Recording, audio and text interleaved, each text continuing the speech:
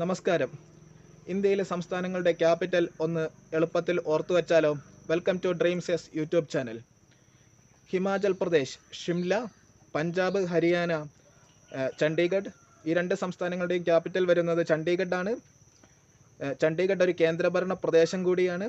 ഇന്ത്യയിലെ ഏറ്റവും വലിയ സംസ്ഥാനം ആയ രാജസ്ഥാൻ്റെ ക്യാപിറ്റലോ ജയ്പൂർ. ഏറ്റവും കൂടുതൽ കടൽ തീരമുള്ള ഗുജറാത്തിൻ്റെ ഗാന്ധിനഗർ. മഹാരാഷ്ട്ര മുംബൈ. ഏറ്റവും ചെറിയ സംസ്ഥാനം ആയിട്ടുള്ള ഗോവയുടെ ക്യാപിറ്റൽ വരുന്നത് പനാജി. കർണാടക ബാംഗ്ലൂര്. കേരളം തിരുവനന്തപുരം. തമിഴ്നാട് ചെന്നൈ. ആന്ധ്രാപ്രദേശ് അമരാവതി. തെലങ്കാന ഹൈദരാബാദ്. മധ്യപ്രദേശ് ഭോപ്പാൽ. ഛത്തീസ്ഗഡ് റായ്പൂർ. ഒഡീഷ ഭുവനേശ്വർ. ബംഗാൾ കൊൽക്കത്ത. ബീഹാർ പാറ്റ്ന.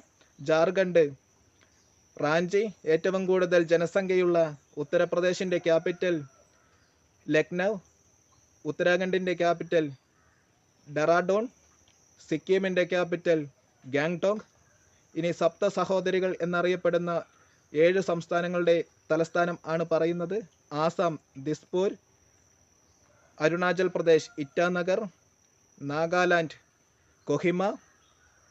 മണിപ്പൂർ ഇംഫാൽ. മിസോറാം ഐസോൾ. അതുപോലെ തന്നെ ത്രിപുര അഗർത്തല. മേഘാലയ ഷിംഗ്ലോങ്.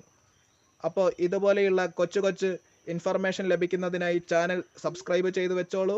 വീഡിയോ ഇഷ്ടപ്പെട്ടാൽ ലൈക്കും കമൻറ്റും ഷെയറും ചെയ്ത് സപ്പോർട്ട് ചെയ്യണേ. Happy day.